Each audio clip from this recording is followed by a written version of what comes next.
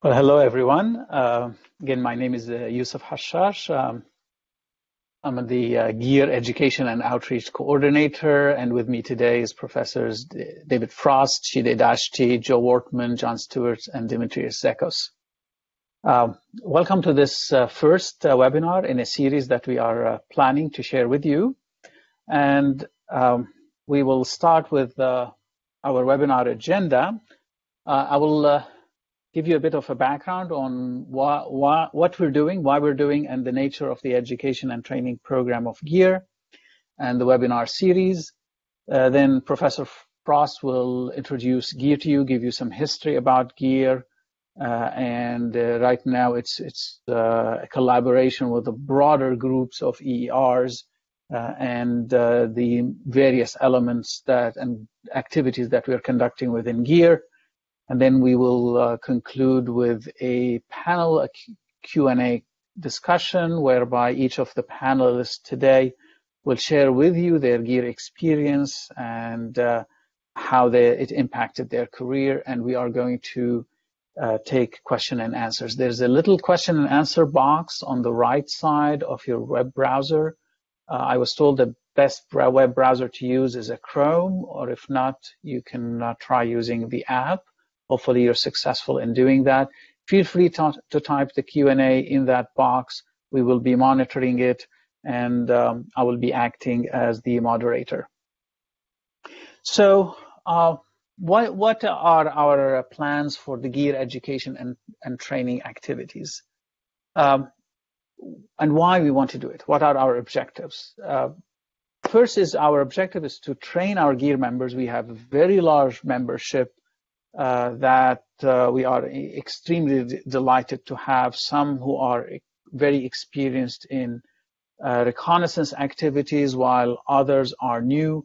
Everyone, in fact, is eager to deploy in the event some extreme activity happens and we need to deploy teams.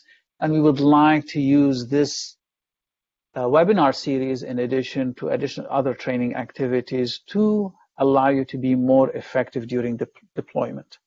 We want to motivate a new generation of engineering professionals and students to engage with GEER. And that is very important to carry forward what has been an extremely successful activity over the last couple of decades. We want to provide safety training that is efficient, effective, and convenient for you, our membership, and the engineering community at large. And when appropriate, we want to coordinate our training with the other EERs, and Professor Frost will describe these and the NERI elements such as design, safe, and rapid. We would like to be able to engage both US domestic and international members, and we do recognize that we don't always can or need to send teams from the US to events overseas, and we would like to be able to develop capacity in collaboration with our international members, so we would have these deployments led by our international members, and through these training activities, hopefully we will be able to be more effective doing that. And we would like to be able to facilitate training opportunities in emerging and specialized technologies. We're seeing a tremendous development in technologies, and we would like to enable our members to carry that forward.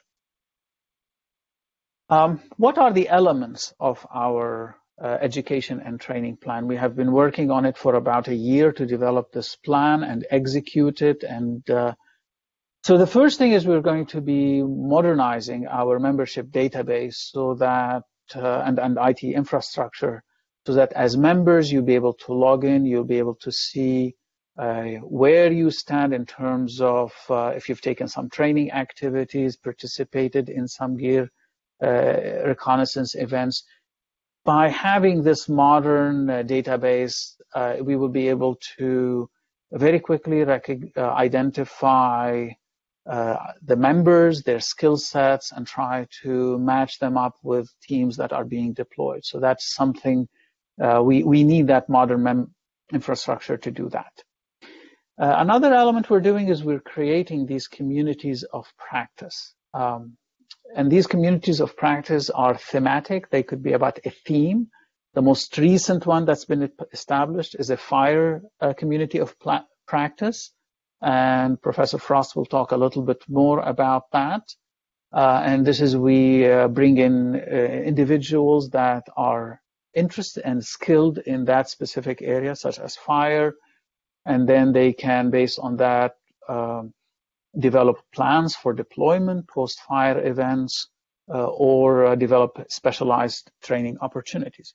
We're also planning communities of practice that are technology focused. UAVs, for example. We have plans to develop a community of practice focused on UAV.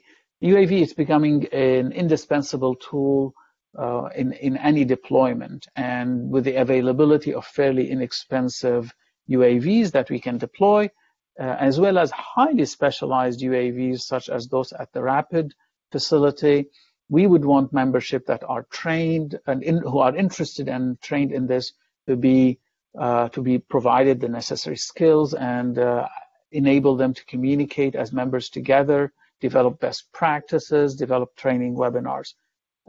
Surface wave testing so that we can also deploy post events. We're looking at that as a community of practice. Surface from motion, community of practice, and others. We welcome your suggestions if you have any for communities of practice. Then in terms of the actual training, we're looking at both online as well as on-site training. Traditionally, we have focused on on-site training workshops. These were day-long, 1.5 day workshop whereby we have a number of experienced members. We give a series of lectures. We have hands-on exercises, and we were planning several of those starting this fall.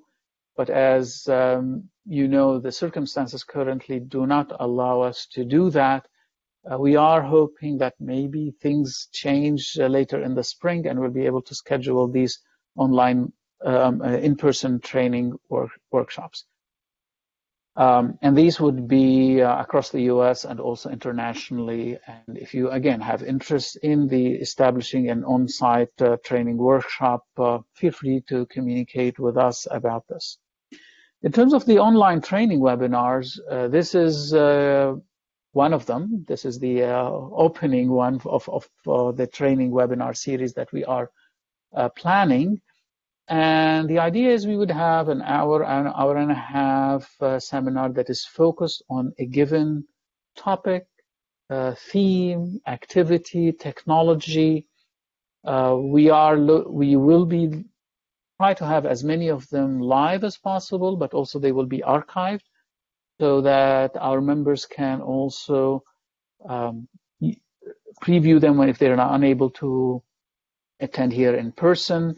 And this would be part of their training that then we can recognize that the members have actually gone through these trainings. The exact nature of what each one will be is still a work in progress. We do have some initial plans for the webinars. We have at least 3 plans right now. One would be, these are tentative and things may change. The next one we're looking at would be GEER Reconnaissance Deep Deployment. What does it take to deploy a team what you have to do beforehand? And this will bring in the part of the virtual team that you would have ahead of time to collect information, what you do during the deployment, on the ground deployment, how you collect data, upload data, issues of safety that you have to deal with, and then post-event. Developing the report, which seems easy, but in fact, it is a very challenging activity. We're looking in webinar number 3, possibly looking at geotechnical oriented instrumentation. I don't go into specifics here as to exactly what. This is something we're still working on and will be developing further. Webinar number 4, we would be looking at mobile. We're thinking about focusing on mobile data collection, the Rapid app, Design Safe, and other apps that could be used. The tentative schedule would be October, November, December. We are indeed interested in soliciting ideas, suggestions from you about possible webinar topics. If you are yourself interested in participating in being a webinar instructor, material developer, please contact us. We would love to engage you and and to have you share with us your expertise. And with that, at this point, we are now ready to get into GEER. What is GEER? Some of you know us in a different way. Some of you know us a lot, very well, others far less. And so Professor Frost will give us this presentation. David, I will hand things over to you. David, you're on mute.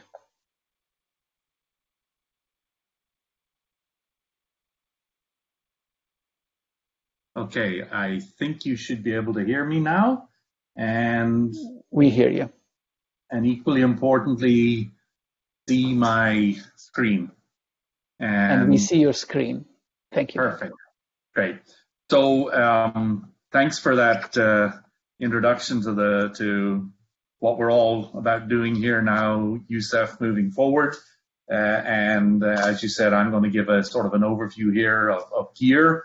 It's been my honor to serve as the current chair, but I have no doubt that there's somebody out there listening who will be a future chair of GEER, future steering committee members, future advisory panel members. So very much appreciate you being here today. Going back a little bit, because I think it is important to understand some of the origins of GEER, and more importantly, NSF proponents of GEER. GEER emerged from conversations and suggestions back in the 90s with NSF program director Cliff Astle. And at the time, the idea of a group that would coordinate on behalf of the entire geo community these responses after earthquakes emerged, and the real focus at that time was on geotechnical earthquake engineering, and hence the acronym GEER. And in fact, really everything from when it was initiated in the late 90s up through 2011 was really what I would call GEER, but a very earthquake-centric version of GEER. GEER expanded its focus following inputs from NSF Program Director Rick Fagazi, and that was really a catalyst based on the fact that extreme events were beginning to emerge, not just as a result of earthquakes, but as a result of other natural or predominantly natural, unfortunately maybe a few human events as well, but things like hurricanes, landslides, tsunami, floods, and so on and so forth. And so we changed the name of the organization from earthquake engineering to extreme events. And that was very deliberate because even by then, the acronym GEER had become well recognized in the community, and we didn't want to lose that. And so everything post 12 is still GEER, but now it's a more broad-based GEER. And most recently, GEER is now enhancing what I would call our community engagement, following inputs from another program director, NSF program director, Dr. Joy Pawski. We're still GEER, we're still current, but as you will see, I think some important development.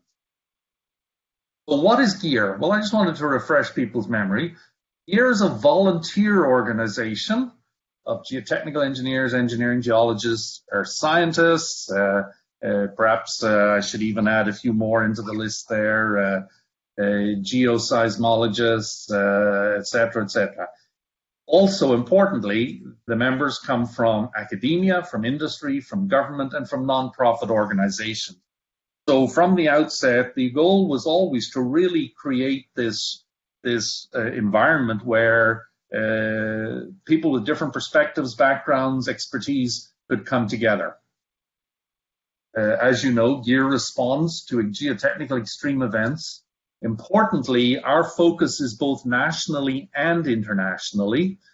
So even though we're funded by a national organization, there are many times that we can learn very important lessons from events that occur internationally.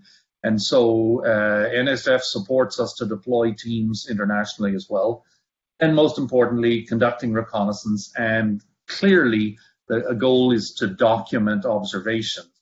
And I make that point because GEER is intended to serve, again, the broader geo and hazards community.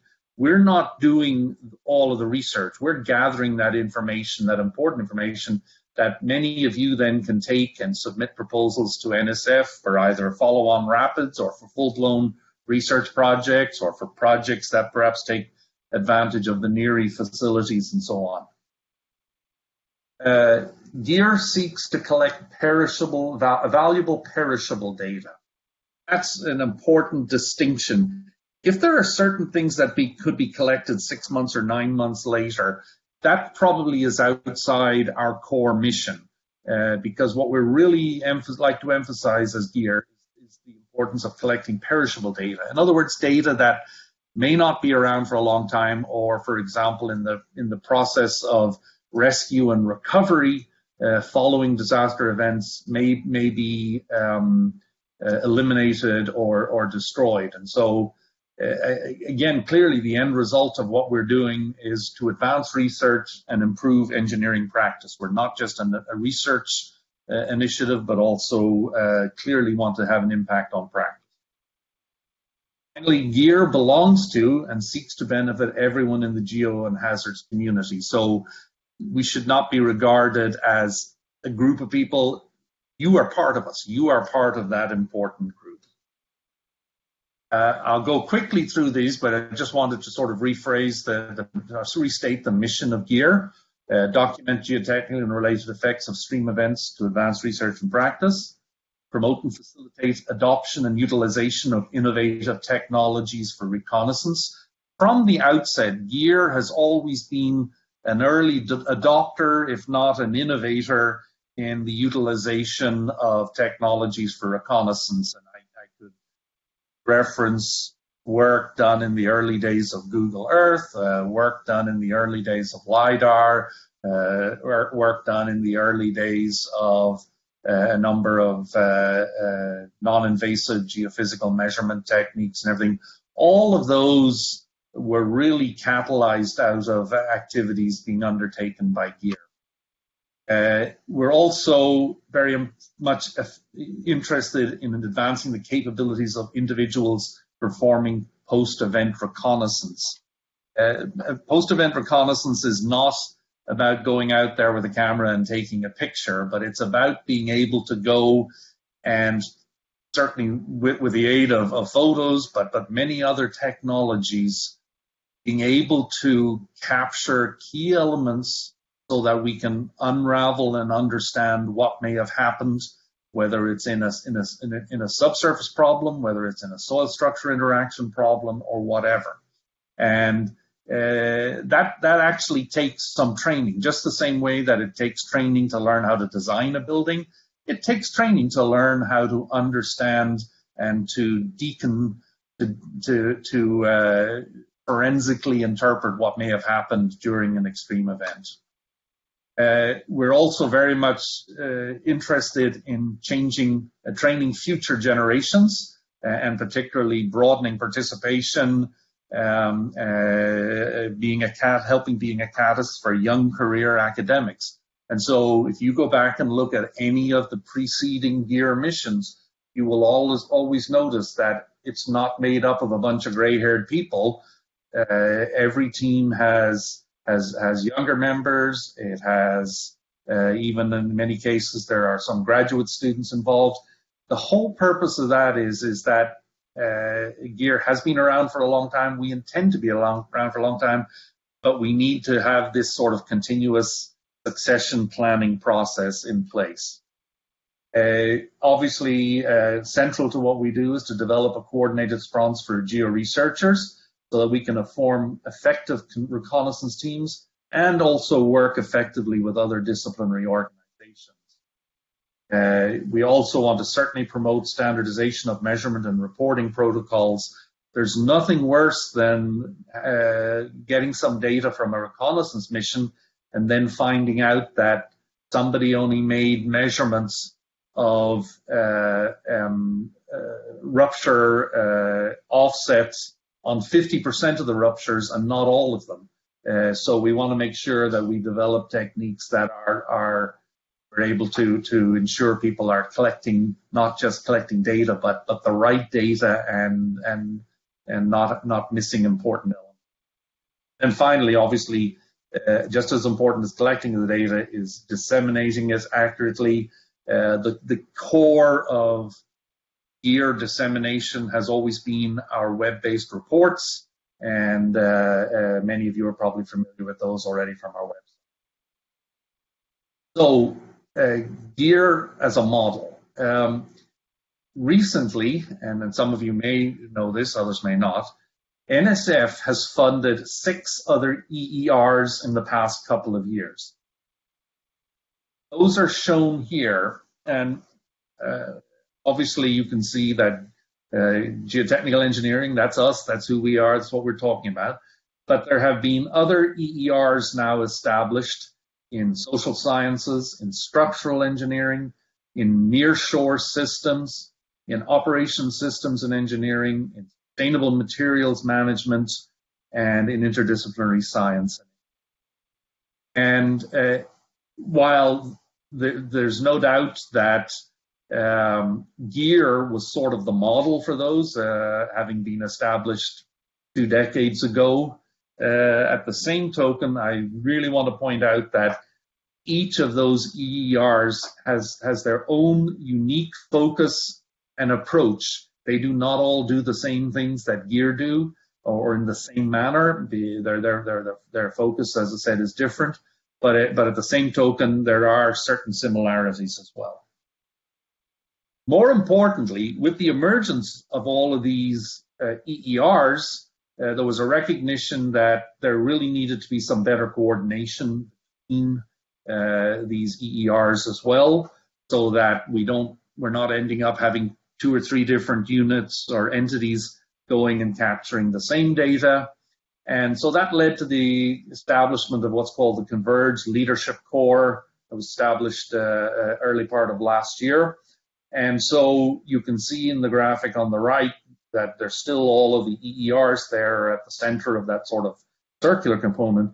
But then the other elements that are clearly an integral part of Converge are the network coordination, the NERI Network Coordination Office, which is at Purdue University and led by Julio Ramirez. There is the Design Safe Cyber Infrastructure, which is at UT Austin and is being led by Ellen Rathje, a longtime GEER member as well. And then finally, there is the University of Washington Rapid Facility, which is also part of NERI, that is led by also a longtime GEER member, Joe Wortman. Both Design Safe and Rapid, while they're led by geotechnical or historically geotechnical folks, obviously have a broader mission in that they're also supporting all of the elements of NERI, all of the earthquake, all of the wind activities, and all of the various disciplines that contribute to that activity. The Leadership's course, though, is in a summary, is intended to bring together the principal investigators for the NSF-funded extreme event reconnaissance or research entities, as well as the key NERI components that support extreme events research. The Converge Leadership Core has a mission statement, which is to advance ethically grounded, scientifically rigorous, disciplinary and interdisciplinary academic stream event reconnaissance and research. And so, for example, there are certain EERs that will not respond to the same events that we do, because there isn't a particular level of interest in what they do. And more importantly, there are other elements that may respond to some of the same events that we respond to, however, coming at it from a very different perspective. And so the images on the right happen to be just showing, a hurricane, a tsunami, and an earthquake consequence plots. So there is some common goals amongst these entities, and that's to identify and coordinate researchers to participate in these teams, to mobilize to conduct reconnaissance research, certainly to educate and mentor diverse researchers, to set a scientific agenda, to collect common data across disaster events, and to publish and share data. For example, with the emergence of Converge, we're now beginning to pay much more attention to the importance of when we go and we capture information about building collapse following the event. There's also a parallel set of information that is the implications on that for relocation or for reconstruction of homes and so on for people. And so there's a lot of social dimensions to that become very, very important. Converge has had a set of accomplishments already. We've been working on putting together a number of documents that sort of reflect best practices, communicating some joint operations, obviously some discussions on data collection activities. There are also some training and mentoring, and some of these tend to be not so much domain specific, but broader. So, for example, under the training and mentoring, there's courses on disaster mental health or social vulnerability in disasters, so things like that. Then finally, also data publication. And again, this is one now where many of the elements of NERI come into the picture. So Converge is definitely an important environment that we are now part of. 20 years ago, Converge didn't exist. I might argue we were sort of the only game in town, or one of the only games in town. But now, with all the other EERs and the significant investment that NSF is making in the EERs, then I think this is an important umbrella organization for that activity too. So let's step back a little bit, and I'll give you a few slides here that I'm going to talk about GEER by the numbers. So since 1999, so in just over 20 years, GEER has responded to 71 events worldwide. We have probably considered responses to at least double, if not treble that number of events. But we're always looking for certain key characteristics when we make a decision to respond as a GEER mission. I've shown here of the total 71 responses by percentage, the breakdown of earthquake, hurricane, flood, tsunami, landslide, and storm. Now, some of these, obviously earthquake. Quite often there are co-seismic landslides. I have not separated those out here, so when I put an earthquake, it may be earthquake and all of its consequences, for example. But you can see that over the first 20 years of GEER, about 70% of the responses were earthquake-driven. That is changing, however, because if I look at the pre-2011 responses, you can see, in fact, that we had 32 responses and 91% of those were earthquakes. So we really existed as a predominantly earthquake response or geotechnical earthquake response entity. In contrast, if I look at the 39 responses since we broadened our mandate, we're only about 53% are earthquake, The others are hurricane, flood, tsunami, landslide, storm. And I think you will even continue to see perhaps this percentage of earthquake responses drop a little more, partially because earthquakes are relatively rare events, but more importantly, a number of the other extreme events are definitely increasing in frequency and in significance. So likely that is going to continue to be seen in what and how GEER responds to. I wanted to comment briefly on in national versus international. So again, of the 71 events that GEER has responded to, about 40% have been within the continental US, versus almost 60% have been international responses. And again, as I highlighted before, one of the reasons why international responses are just as important for us is that there are many opportunities to learn from an international response. For example, if you want to think about subduction zone earthquakes in the United States, you think of the Pacific Northwest. And guess what? There hasn't been one in quite a few years. That's an understatement. In contrast, recent subduction zone earthquakes in Chile and in Japan provide a tremendous opportunity for us to observe what happens when you have an event of that type and what the potential consequences might be for a future earthquake of that type in the Pacific Northwest, in the Cascadia subduction zone, for example. So that's why these international responses are just as important for us to both learn lessons as well as to help prepare the US for future events. In the same way, if I go back and look at the pre-11 national versus international, you can see that actually about 70, almost 75% of our responses were international, a little over 25 were national. So it was about 3/4 were international responses. Look more recently, in other words, the last 8 years, then we're roughly 50-50 between national and international responses. Again, this is reflective of increasing response to non-earthquake events, particularly in the United States. I want to look a little bit more specifically geographically. Pre-11, as I said, 25% were in North America. Post 2012, about 45%.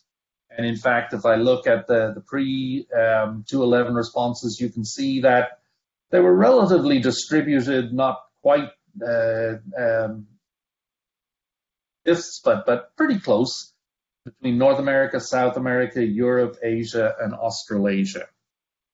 In contrast, if I now look at the post-2012 responses, you can see that on a percentage basis, that North American response is almost half, and then the remainders are not quite equal, but relatively distributed elsewhere. Finally, the last graph I wanted to show was the GEER responses by year. So going back to 1999, when it was the first year, we had 4 responses. We even had a couple of years that the world was quiet. There weren't any major earthquake events. So 2000, 2005, we didn't actually deploy any responses. But then starting around 2012, 2013, you can see that our number of responses annually increased. And over the last 6-7 years, we've been going at a rate of between 4 and 6, so typically 5. 2016 was a busy year, and I'd also noticed that this year we've responded to 4 events, but we're only 2/3 of the way through the year. So I would be surprised if we don't have at least a couple of more responses to add in here before 2020 is completed. I want to talk a little bit about the GEER historical structure, and I will say that I think this is a sort of a structure that evolved from the organization as it originally was established, which was probably an organization with maybe 50 members, maybe 60 members. And later on, you're going to see how, with what we're undertaking now, the organizational structure is really going to dramatically change.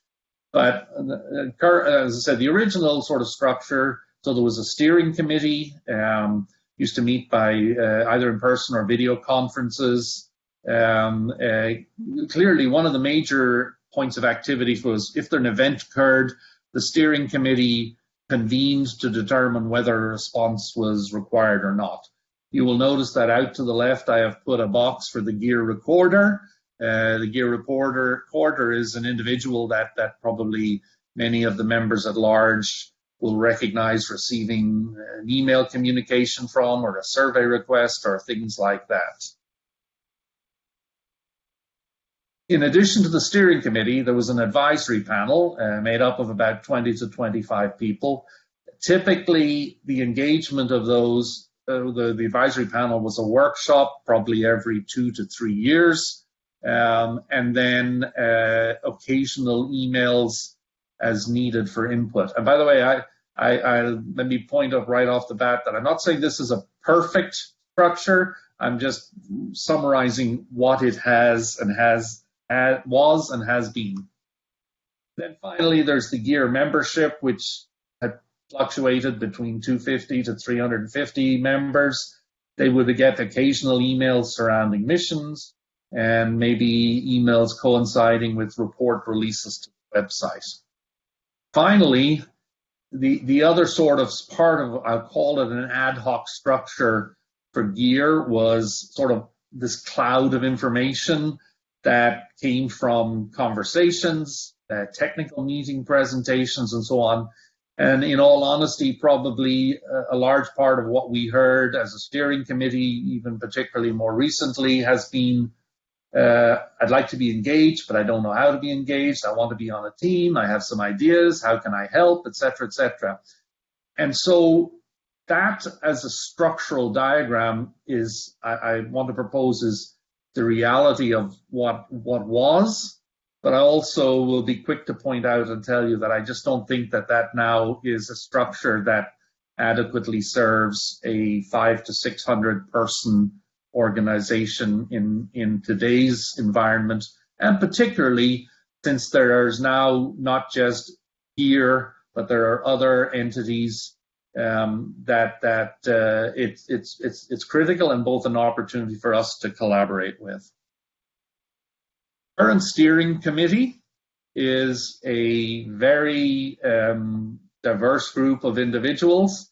I think these are relatively recent photos for most of them, but as I have the opportunity to serve as chair. There are co-chairs, which is John Stewart from UCLA and Shade Ashday from CU Boulder.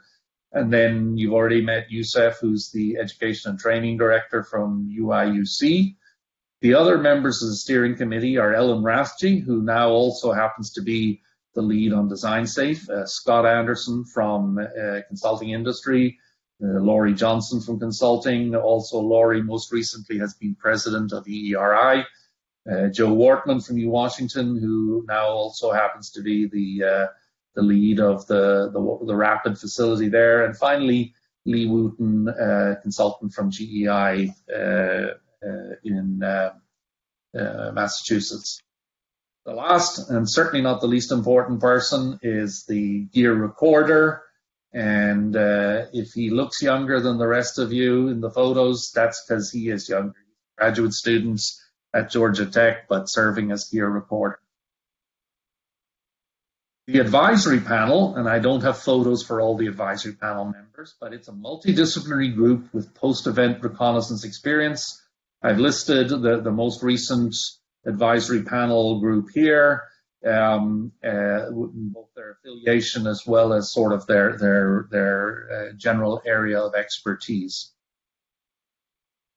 The steering committee is currently reviewing the membership of our advisory panel in light of the emergence of the EERs and Converge. Clearly, we think that the environment we're in now has changed, and we need to make sure that we're effectively established, both as a steering committee as well as an advisory panel, to be part of that broader community. So that's a work in progress. And in addition, something that I think was perhaps remiss in the original conception of our advisory panel is it never had a chair or a co-chair. In other words, it was a group of individuals that really depended on requests or communication from the chair of the steering committee. And I think really to be more effective as a group that really can help GEER, after we reconstitute the new advisory panel, we also need to identify a chair and a co-chair within that advisory panel so that it really facilitates interactions and provides a good path for getting communications to all of the GEER membership. As a result of thinking about this broader environment and how we participate in it, we began to ask some critical questions. Yusuf alluded to a number of these earlier, but how do we best equip the next generation of deployed teams with the knowledge and tools to capture perishable data effectively and safely? How do we ensure GEER members deployed on field missions have adequate safety training, including those that might result from global health issues? You know, I mentioned that we have done 4 responses this year. 3 of those have been done in times of COVID. And so as an example, when we have deployed teams, instead of perhaps being able to deploy a geographically diverse team like we might have historically done, we have tended to look more locally for expertise and capability. And then when teams have deployed, for example, they've typically traveled in individuals in their own vehicle. So if there's a team of 6, there's also 6 cars going, or if they're staying in hotels, there's individual hotel rooms and so on. So there are a number of other issues that are critically important as we continue to do our work that we need to make sure we're addressing properly. We also want to make sure that GEER team members demonstrate the highest level of ethical behavior when deployed. Fortunately, GEER has a very good reputation amongst countries and peoples that we have visited with and worked with for both our professionalism as well as our ethical behavior. However, as an organization gets larger and as we have more deployments, we want to make sure that we don't take that for granted and that we really do seek to develop guidelines and protocols for all of our team members to follow. How do we coordinate with other NSF-funded ERs to capture broader system response beyond geotechnical elements?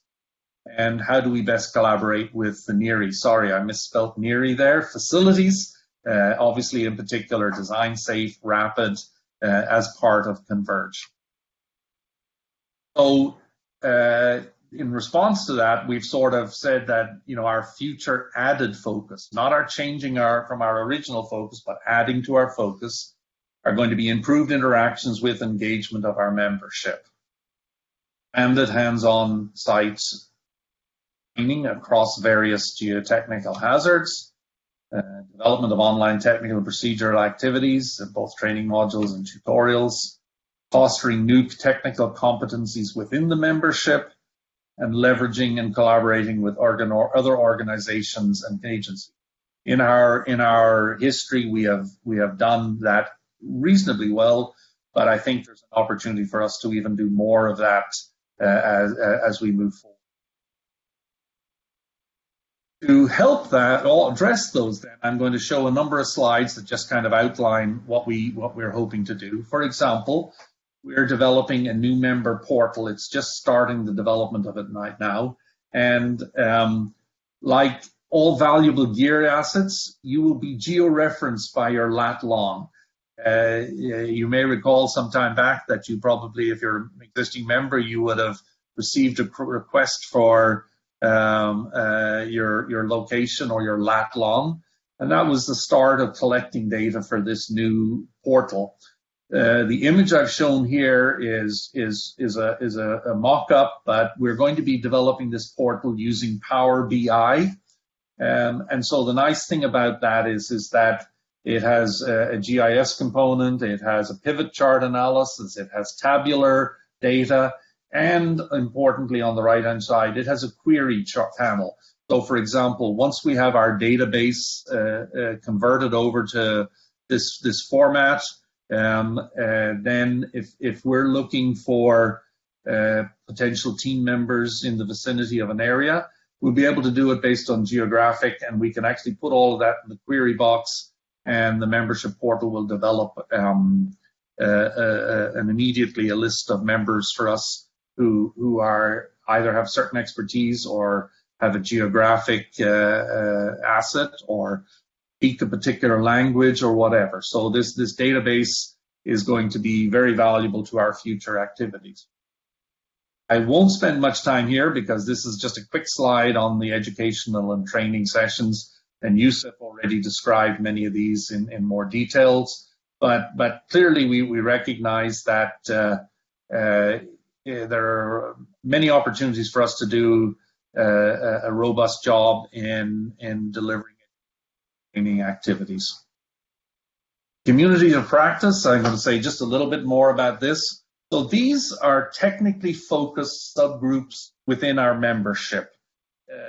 We have not had something like this, and probably logically you can understand so that since we started as an earthquake community, it tended to be populated by just a group of people who knew earthquakes. Well, now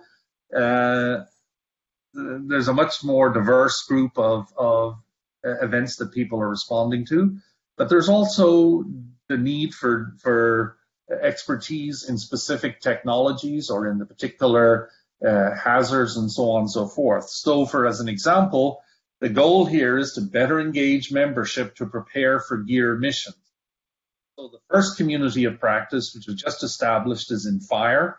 3 folks who have been previously involved in GEER activities. In fact, Nick Sitar was one of the original founders and steering committee members of GEER, have agreed to serve as co-leaders of this fire COP.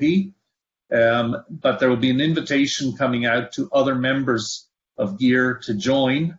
And there isn't really a limitation on how many can join a particular COP.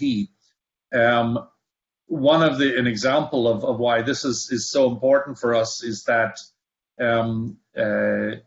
deciding on when to respond to a fire or the aftermath of a fire is a critical decision.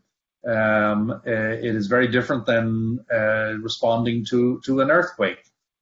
Also, we're really interested in trying to make sure that when we respond, we have a very good plan and a basis for what our response is going to be. What data do we need to collect? It may be sufficient. It may be now more important that we start at times to think about a GEER response that involves an initial mission, but then maybe, for example, in the case of fire, a redeployment 2 years later to see how ground cover has been reestablished. Because in many cases, for example, with a fire, the bigger geotechnical issue may be debris flows that will occur following heavy rainfall a year later or 2 years after the fire has occurred.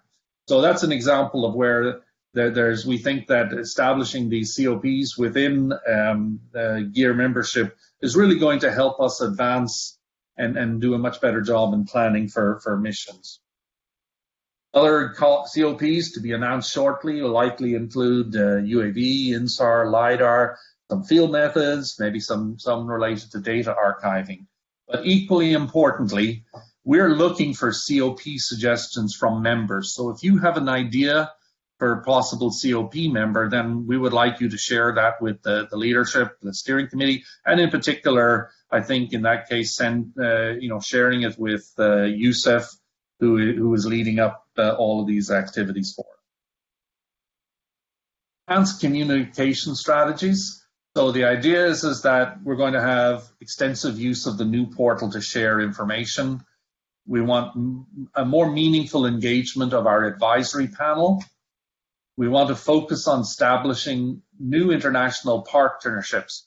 We have discovered that over the years when we've responded to international events, our existing relationships are very, very critical to us. And we need to be diligent in not only maintaining those, but in adding new ones as well as natural events are occurring in not just the traditional locations. We need to develop approaches for baseline reconnaissance. You know, one of the things that is most useful for GEER missions is also having baseline data. And while that is officially outside our funded mandate, but nonetheless, there are many other activities ongoing that, quite frankly, are developing baseline data that we think about aggregating it together before an event occurs. We're in a much better position to be able to immediately respond. Obviously, part of our enhanced communication will be the creation of these COPs in strategic areas. We're also going to be creating what I'm calling VIMIs, pre-mission virtual mission teams. For years, we have in an ad hoc manner, when an event has occurred, reached out to folks. We've used, historically we were using emails. More recently, there's usage of Slack channels and other things to provide data. But the other thing that exists out there is that there are a large number of citizens who post information, obviously much of it online, that is available to at least be previewed as a precursor to thinking about whether a mission is important, whether it should go forward. Obviously, there can be a lot of disinformation sometimes in that, so you have to be very careful with the use of that. But we're looking to start creating some VIMI teams, and in particular, we're going to be looking for young members who perhaps haven't had a previous chance to be on a response to find and use this as a way to engage with GEER and then ultimately lead to being on a GEER team as well. We're also going to expand the manner in which we do some post-mission briefings rather than waiting until we have a journal paper published and then doing it at a conference. Planning to do some intentional post-mission briefings. More traditionally, we're going to start generating some one-page highlights of GEER activities that we'll be sharing with the membership, as well as a biannual GEER newsletter that'll be available in electronic and hard copy. So as you can see, a very deliberate effort to enhance our communication. So building on that, I want to sort of show you what I think the new internal structure for GEER will be and should be. And it's I put this as emerging as opposed to previously I'd shown a structure that evolved. So importantly, I think we still have our steering committee, we have our advisory panel, but we're adding communities of practice. And obviously we have our membership, and I anticipate our membership is going to continue to rise, particularly as we are a more vibrant organization and involved with those. And then lastly, there's obviously still the GEER recorder, who plays a very important role for the organization. The new member portal is going to be a very important part of our internal structure going forward.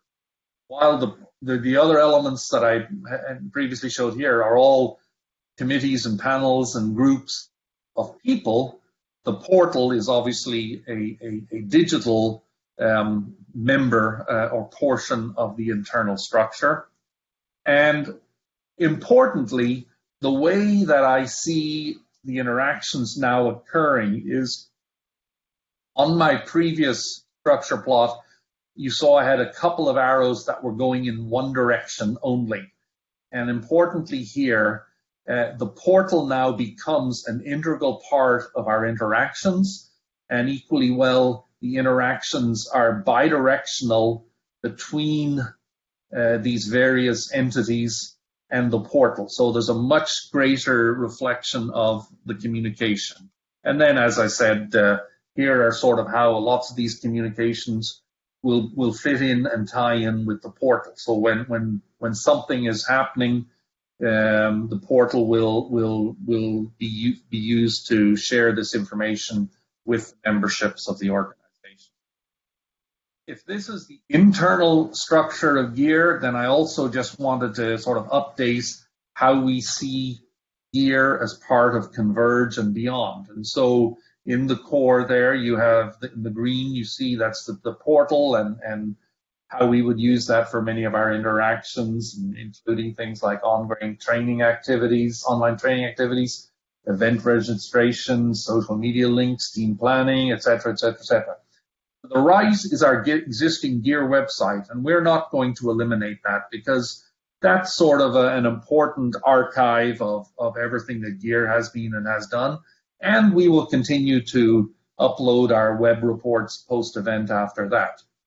But then the rest of the entities here as well, you will notice now that Rapid and Design Safe are both very important collaborators for GEER, and in particular Rapid for the provision of field equipment that supports our team missions, and Design Safe, which is critical for data curation and archiving. You know, historically, again, perhaps the outcome of a GEER mission was the report itself, and with a lot less emphasis on some of the data that's collected. In fact, the report perhaps tended to provide a synthesis of the data. Well, critically now, it's important that we're archiving the actual data itself, and Design Safe is a far superior venue for that than just our own GEER website or an email that says, you know, email David Frost if you want his photos.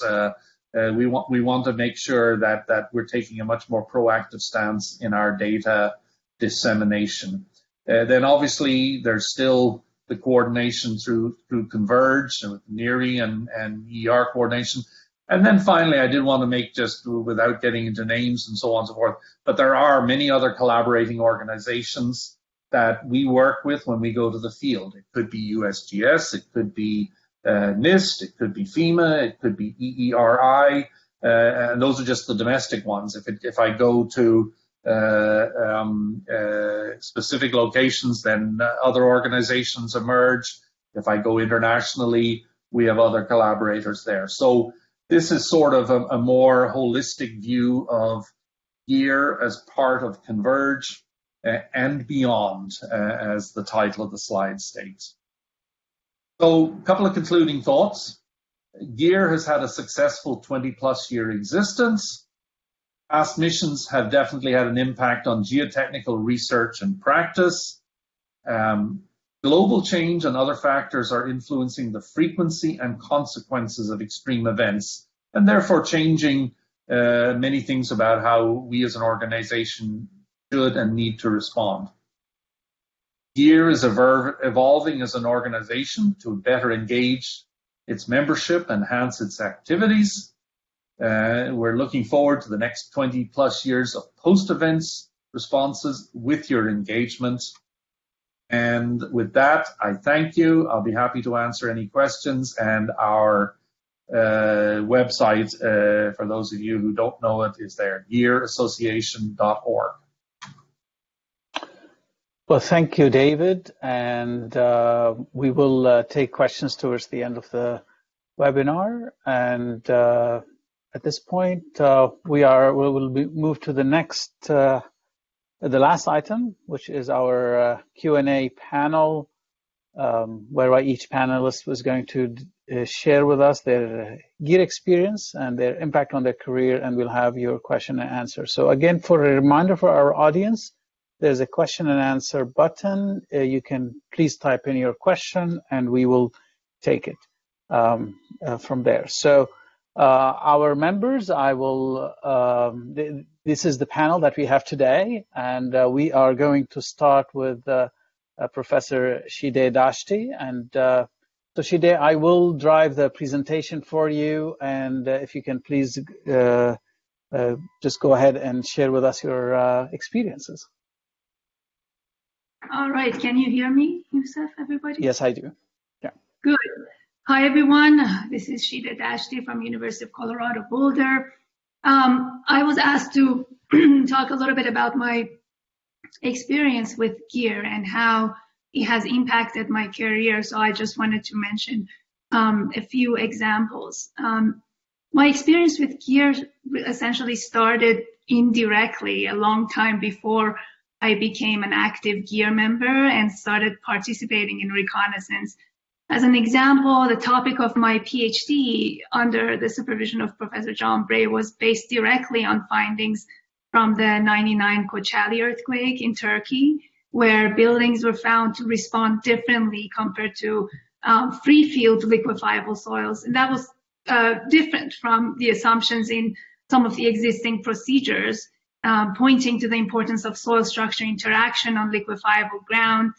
And a series of centrifuge tests that I performed as a part of my PhD and later as a faculty member were inspired by observations from that event, and to help essentially explain the mechanisms behind field observations of GEER members. I also went to Adapazari myself as a PhD student to excavate silty sand for further testing. Later in 2010 and 11, at the beginning of my academic career in Colorado, observations from the 2010 and 11 Christchurch, New Zealand earthquake sequence shed light on the importance of larger systems level interactions in potentially liquefiable soils that inspired much of my ongoing research on soil structure interaction in urban settings. It happens to be a topic of an NSF career project. The holistic impact of different mitigation techniques and the influence of layer cross interactions in non-uniform deposits, both in terms of triggering and system performance. These are all topics of NSF projects that I initiated as a faculty member, inspired and supported by observations of GEER members. After 2011, I became more directly involved in GEER activities, including leading a number of teams, for example, 2016 Kumamoto, Japan earthquake, and 2013 floods in Colorado. These experiences and the connections made through them, particularly the flood event in Colorado, inspired a new class of interdisciplinary research on the use of social media to collect, visualize, and understand engineering data during reconnaissance. They also inspired new research on the importance of fines content and plasticity, as well as, in general, stratigraphic variability in liquefiable deposits, which were also projects later funded by NSF or supported by the Department of Education. These experiences, in particular the 2016 Kumamoto earthquake, also inspired a new line of research with my collaborators related to the seismic performance of pipelines, undergo simultaneous transient and permanent ground deformation, non-uniform soils, which again, the existing procedures could not explain some of the patterns that we observed during that earthquake. So in summary, my research, which primarily involves physical and computational modeling of large-scale systems and interactions, relies heavily on empirical observations of various phenomena and the high-quality reports prepared by GEER members, both for inspiration of the original idea and for validation of predictive models that we develop through other methodologies. Thank you, Shide. Our next speaker is Joe Wortman. Joe, I will do the same thing. Please go ahead. Okay. Thank you, Yusuf. Yusuf asked me to give a two-slide summary of an influential GEER mission that I participated in. And so I selected the 2014 GEER OSO mission as an example because it's quite unique in that about half of our team were geologists and the other half were geotechnical engineers.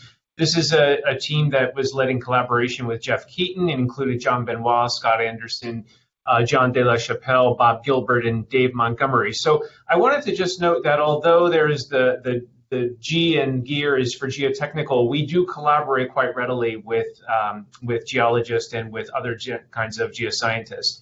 The other thing I want to note about this is that this was a really high-profile event because it has the sad distinction of being the deadliest landslide in the U.S., but access to the site was very restricted by local and state and federal authorities, but GEER was really a mechanism to gain access to the site. Not immediately, but it took a couple weeks for us to get there. But we eventually did. We collected data that is very perishable. We wouldn't have been able to capture this otherwise. Mapping of the headscarp, in-depth mapping throughout the landslide footprint. Yusuf, if I can have you go to the next slide. I want to just close on the second slide by saying that really, if we are to make progress in geologic hazards, I really firmly believe that the GEER missions are the absolute prerequisite and the first step, but we really need to take that kind of data that's been developed through GEER missions, whether you've participated or not, and to really use that for analysis to try to understand what these mechanisms are. We drew not just on the field data, but also a number of other data sources, and we were able to put together a hypothesis about the geomechanical mechanisms that govern this. And I think that's really been some of our long-term impact from this particular mission. Okay, thank you, Yusuf. Thank you so much, Joe. John? Yes, thank you. So I've had a lot of reconnaissance experiences over the years. But what I'll be talking about here today is the Coachella earthquake, which you also heard about from Shade, and in particular work we did in Adapazari. Just for a little bit of context, you can see tremendous devastation in this picture. My previous reconnaissance experience pre-Adapazari and Coachella was Northridge, and in the Northridge earthquake there were localized impacted regions here and there throughout Los Angeles, but mostly as you drove around Los Angeles in that time, it was more or less intact and functioning. The difference, of course, in Adapazari is there was vast amounts of devastation on a very broad scale. And so the idea of going and documenting a bit of damage here and a bit of damage there was obviously out the window. We needed to have a different approach, and we had to develop it on the fly. So let's go to the next one. So the approach that was developed, as I mentioned, on the fly in that sort of chaotic environment was to describe what we were seeing along these lines that you see in the map. This is from a paper by Rodolfo Sancho. And we essentially documented through imagery and mapping what was happening at each structure along these lines, both structurally and geotechnically. And there was an existing structural damage index system that we were able to use from no impact D0 up to complete collapse D5. And then we developed, based on what we were seeing, a ground failure index from no effect G0 up to very severe effects G3. Now, as we were doing all of this, we didn't really understand why there were no effects on one part of this line and severe effects on another part of this line. But that really gets to the whole point of reconnaissance. Your job in the field is really not to figure out why this is happening. Rather, it's to document it. And I would argue it's to document both the non-failures, like we had at the limits of some of these lines, and the failures, not just to go from one dramatic example of ground failure or earthquake effects to another. It's really that transition across different levels of performance that's important. And mapping is critical, not just going out and taking pictures. Next one, please. So as far as the impact on me, through this experience and others, I think I really learned the value of systematic data collection and how that really has long-lasting value. The value that Adipazari has had over the years, I could have never imagined as we were collecting this data. But it has impacted a number of PhD dissertations and our profession. And having spent quite a bit of time there in Adipazari, on sort of a human level, you can't help but be affected by what you're seeing. There is a scale of destruction and death that I've never seen since, thankfully. And so I think it just gives you an appreciation for the value and the impact of earthquake engineering. Thank you, John. Really appreciate it. And our next panelist, Dimitrios Zekos from UC Berkeley. Hello, everyone. Hi. And I apologize, Dimitrios. I just noticed I misspelled your name, so sorry. It's okay. Hello, everyone. I work in the area of natural hazards infrastructure and sensing, and so deploying after natural disaster is something that is important to me. I have been involved with GEER since the very beginning. I was actually the first recorder of GEER as a graduate student when John Gray was leading GEER. And I have participated in some GEER events and also, such as, for example, the 2011 Tohoku earthquake and tsunami. And I have also gone to Reconnaissance for outside GEER, for the Nepal earthquake in 2015 and the Kaikoura earthquake in 2016. What I like about participating when I'm part of a GEER team is that you go with a team and you have support, and you also have other expertise that is typically complementary and beyond your own. And so you're able to interact with them, and typically out of this process, better stuff come out. You learn a lot, and you have better ideas. For today, I had just 2 slides. I was asked also to talk about one event that I influenced my career, and that was a GEER event, the 2014 Cephalonia earthquake in Greece, where I come from. I co-led this team with Sisi Nicolaou and Dominic Asimaki. What I liked about this reconnaissance, I think that was pretty much the US team, but we pulled together many practitioners and professors and researchers and students, graduate students from Greece, because they were locals. At the end, put together this report that had 81 contributing authors, and it was 490 pages. You can find that on the GEER website. And of course, when there's an earthquake like that, there's lots of interesting stuff. But one of the most important was actually what you see at the center of the figure and to the right, where we had really coarse grain, these are definitely classified as gravelly soils. Exactly, yes, that liquefied during the earthquake. And, these are not exactly sand boils, they're gravelly boils.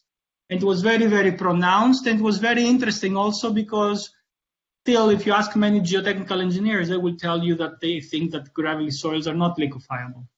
So I focused on that as a next step. And the next slide, of course, an outcome of this work was, which is what GEER focuses on, is publication and communication of the perishable data that's coming out of this event. And so, for example, here you can see yellow highlighted is the area that, not the whole area, but the affected area that had gravelly boils. And basically the port laterally spread. And out of that first reconnaissance data, we're able to write an NSF proposal. In the next slide, Yusuf. You can click on all the links here. And I collaborated with Athanasopoulos Zekos, also from UC Berkeley. She was actually the PI of this grant, and Kyle Rollins from BYU. And we were able to get NSF funding on this topic. And since then, we've been doing a lot of field testing with dynamic penetration testing and MASW. We brought materials and did cyclic testing, the large cyclic simple shear that we have here at UC Berkeley. And also use numerical modeling to see all the stuff that we have collected, how it will predict or not what really happened in that earthquake. And so I think it was a very beneficial experience that actually since has been keeping me busy also since the last basically 6 years now. Thank you very much.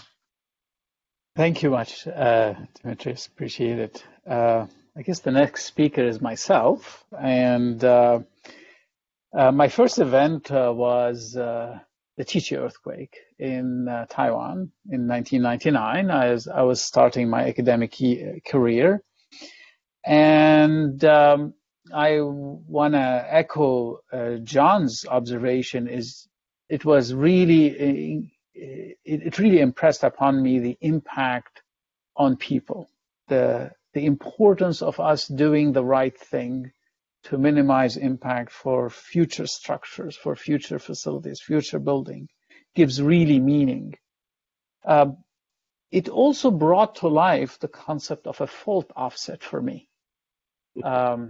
And that was something, it's different when you see it in a picture versus when you go out there and actually walk it. I did, in fact, walk on that dam, and this is a graben in that area that also moved. This is not the main fault, but you can see that things can move. And speaking of moving, things moving, another place I was able to go to was Kashmir earthquake in 2005. And this is where you could see damage everywhere. It's a highly mountainous area, and you can see that an entire mountainside can come down. In the front part of the photo, it's every structure on the edge of a slope you can see has been damaged, a clear illustration of a topo effect. And a bit of an anecdote here, what happened is that there was a landslide that blocked a river and a lake was formed there.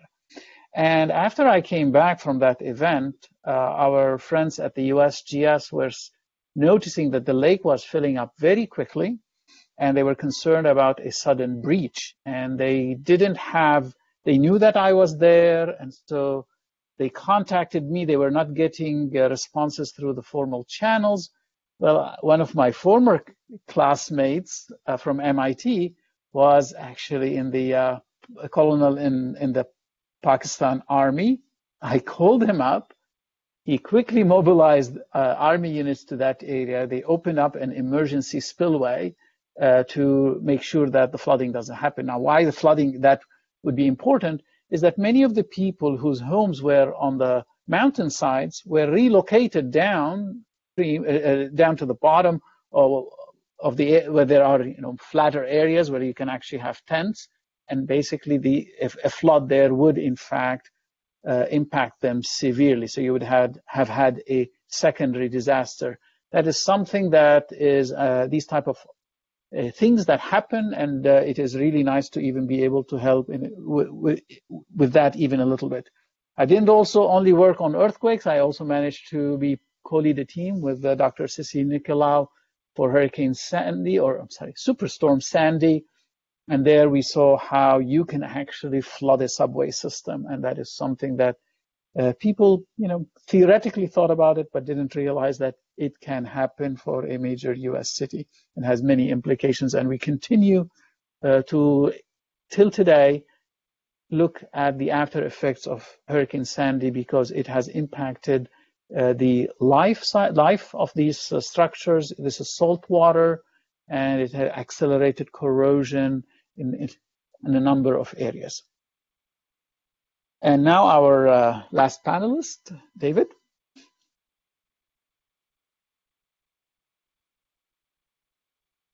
David, are you on? Maybe you're on mute. I'm not now. Okay. Yeah. So my two-slide opportunity resulting from GEER that I'm going to talk about today, in fact, has to do with two missions that I participated in. One was the 2008 Wenchuan earthquake, and the other one was the 2011 Tohoku earthquake and tsunami in Japan. And as a result of having participated in a GEER mission for both of those, obviously I got to see directly what the impacts of those two events were. But more importantly, and as some of the previous speakers have said, it really left an impact on me for a variety of reasons. And so I tried to think about how can I best make sure that others have this opportunity and experience as well. And so what I did was I actually developed a course on international disaster reconnaissance. Actually, if you can go back just a second, Yusuf, I developed a course on international disaster reconnaissance, and I teach it every spring, except 2020 when we had to cancel for obvious reasons, or at least the field trip part was canceled, because we actually do a 12-day field trip to China and Japan, and we visit areas that were impacted by those two events. But more importantly, I put a strong emphasis in the course on not only understanding the consequences of these events, but also really understanding how those were either exacerbated or are impacted by cultural differences. Not everything is the same as we do it in the United States, far from it. And so one of the things that's very important that I think for GEER teams is that when they go abroad, they really recognize that there are probably very significant cultural differences between the countries they're visiting, and they need to understand those if they're to avoid impacting people. So when I take for example, to China, there are a couple of cities that have been preserved just as they were right after the earthquake occurred. They are wonderful museums. It's like walking around in a full-scale museum and getting to see what it was like right after the earthquake. The other thing that I do in China, for example, is I make sure the students have a chance to go to places like the Great Wall and Tiananmen Square, because those are also very important in understanding the environment. If you quickly go to the next slide, obviously I mentioned it was Tohoku. And here again, I do the same. I take them both not only to areas impacted by the event itself, but I take them to Hiroshima.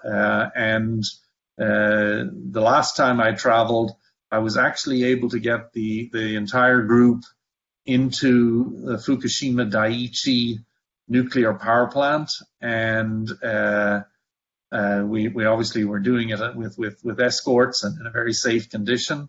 But I can confirm that our Geiger counters peaked when we were midway between reactor 3 and reactor 4, as you might have expected, where there was still quite a lot of residual radiation.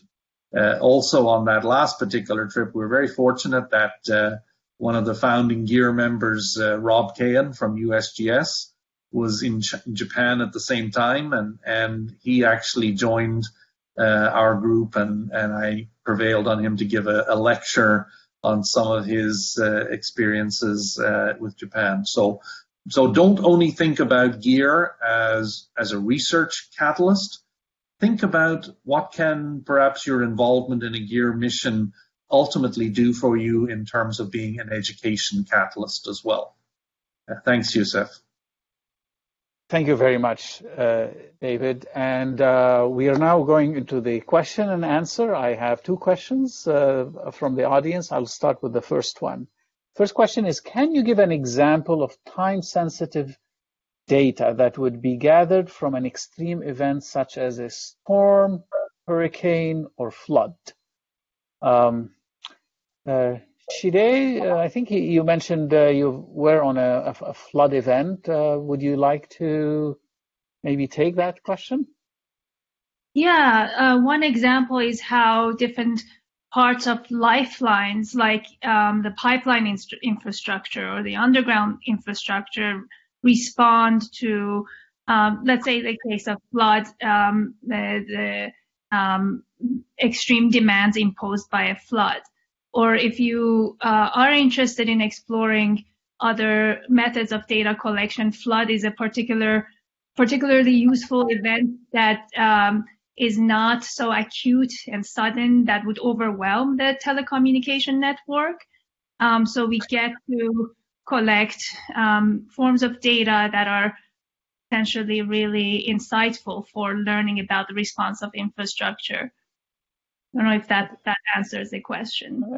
Thanks, Shirley. I think this is very helpful. I can just add, because I also had some experience with Superstorm Sandy, and more recently I was helping with the coordination of the flood response to Michigan, and there are some additional time-sensitive material, for example, damage to bridge abutments, whereby the DOT were going very rapidly and fixing any damage, and if you don't go there in time, in a time-sensitive manner, you could lose that information. So these are also some of those issues that we run into. I'm going to go to the next question, and then we can go back to this one if other members, I'm just mindful of the time. The second question is a targeted question. This is for you, Demetrius. It says, just out of curiosity, liquefaction gravels occurrence was only near Lixori Harbor, not close to Argostoli. Did you observe hydraulic conditions that are unique to the gravelly liquefaction of soils in Lixori? Were there issues? I think the question is about between two sites. Yeah, I'm sure all of us will be glad to talk for hours for each reconnaissance we've been in. I will say that there is a significant evidence of gravel liquefaction in both harbors. Lixori was very close to the fault and was more pronounced. There were also directivity effects, and reportedly there were springs of water in the middle of the harbor that came out that reached a height of 1 meter. Argostoli, there was less of that, but still a lot of gravelly boils. I'll be glad to pass this offline at any time, of course. Sure, and for everyone, our emails are here available, so feel free to contact us. I did receive a note from an audience member indicating that, suggesting that this is from, that high water marks are an example of time-sensitive information that can be collected and they can be used to calibrate hydraulic models. Is an excellent point. I have another question. How do you foresee future collaborations with other EERs for extreme events that require multiple disciplines? Example, storms, hurricanes. Would there be extensive on-site collaboration with other EERs, or would GEER primarily work independently within a geotechnical, geological focus? Who would like to take this question? David? And David, you may be on. Take a stab at that. Oh, okay, John. Yeah. John, okay, sorry. Okay, how about we'll let John and then David. Is that okay? Okay. So one of the recent GEER experiences I had was in Ridgecrest, the earthquake last year in California. And we worked very closely with all manner of different earthquake professionals, social scientists, structural engineers. That was facilitated by the EERI clearinghouse. And so it was really as simple as going to the venue they had set up and sharing experiences. And I think a lot of good work followed from that. We all learned from each other. So definitely we don't work in isolation. We always try to coordinate with anybody else who's mobilized to an event. Thank you, John. David? Yeah, so I can second that. In fact, I guess I would go as far as to say that I think with the emergence of Converge and the other EERs, there's now a lot more coordination occurs even in the event planning phase, so that we are all aware of whether another team is planning to deploy, and as such then what are the opportunities for us to collaborate during that deployment. Obviously, Slack channel usage is one aspect of that, but even beyond that, there are other direct communications between, for example, the leadership of STEER and the leadership of GEER or other entities as may be appropriate. Well, thank you, David. We did have a question. Can grad students be a part of GEER? And I want to answer absolutely. Graduate students are our future. As you heard from the panel members, many started as graduate students, and now they are in the leadership position, and now it's the turn for a newer generation, to a younger generation, to join this effort in as you can see, we are a much, much larger organization. Okay, well, we are, I think, just before you, let me add one thing to that. So, first of all, GEER is free, so you do not have to pay to join it, so that makes it attractive to graduate students.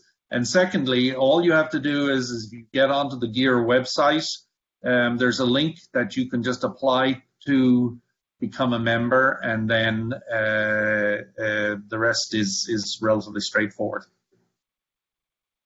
Great. I think we are a little bit beyond our time. I'm mindful of the audience's time and everyone's commitment.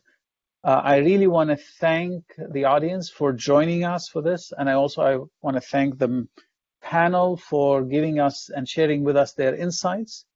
Please watch out for the announcements that are going to come for the subsequent webinars.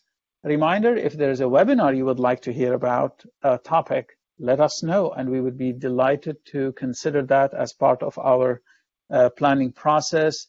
And more importantly, I'm looking forward to the day when we're going to be able to resume our in-person training workshops that will allow people to have a very different feel for GEER, the deployment, and also develop network and expand your network and develop new friendships. And with that, thank you very much, and I wish you a healthy and safe rest of the day and rest of the week.